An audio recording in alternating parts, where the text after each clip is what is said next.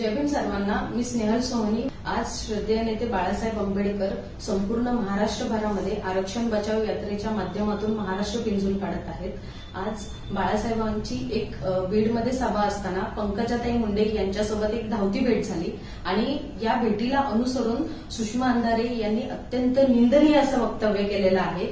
या वक्तव्याचा मी जाहीर निषेध करते।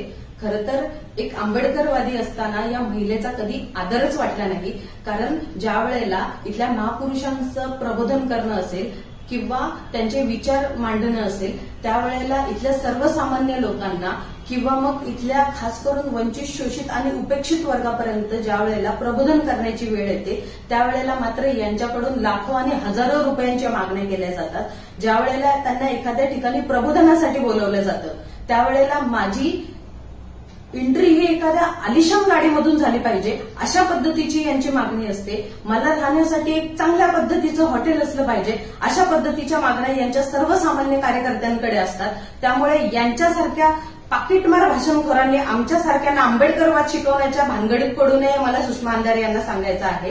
त्याचसोबत तुम्हाला जे काही फुकटाचं ज्ञान वाटायचं आहे, जे काही फुकटचे सल्ले द्यायचे आहे, ते तुम्ही तुमच्या कुशल नेत्यांना द्या, तुमच्या पक्षाला द्या। ते आमच्या नेत्यांना आणि आमच्या पक्षाला देण्याच्या जर भानगडीत पडाल तर तुम्हाला सडेतोड उत्तरं दिल्याशिवाय आम्ही शांत बसणार नाही। सुषमा अंधारे यांना माझा मोफतचा सल्ला आहे की तुम्हाला तुमच्या भूतकाळाचा, तुम्हाला तुमच्या इतिहासाचा जर आम्ही पुनरावृत्ती करून दिली, त्याचा जर तुम्हाला आरसा दाखवला तर नक्कीच तोंड लपवून पळण्याची जागा तुम्हाला उरणार नाही। त्यामुळे येणाऱ्या काळामध्ये खरंच 100 वेळा विचार करून वंचित बहुजन आघाडीबद्दल बोला आणि बाळासाहेब आंबेडकरांबद्दल जर बोलायची इच्छा झालीच तर कधीतरी इथल्या वंचित बहुजन आघाडीच्या कार्यकर्त्यांसोबत बसण्याची तयारी ठेवा। इतकं मला या व्हिडिओच्या माध्यमातून सुषमा अंधारे यांना सांगायचं आहे।